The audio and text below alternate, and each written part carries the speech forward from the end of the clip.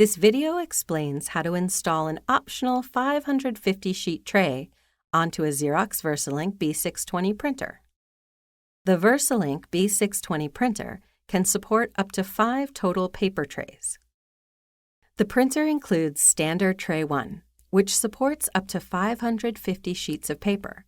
The bypass tray is located above tray 1. Trays 2, 3, and 4 are the optional 550-sheet trays.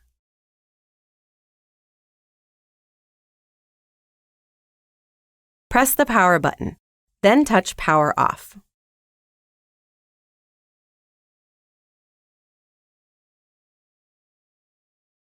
To prevent personal injury, unplug both ends of your power cord. Unbox the 550-sheet tray.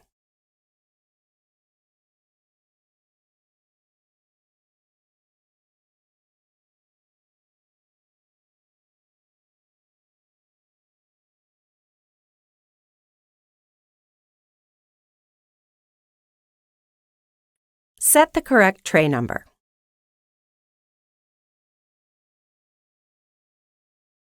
Pull the tray out, remove any packing materials, and then slide the tray back in.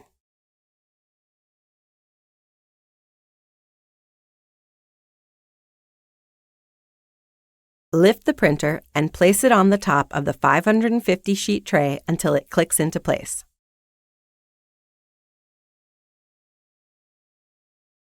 Plug in both ends of your power cord and power on the printer.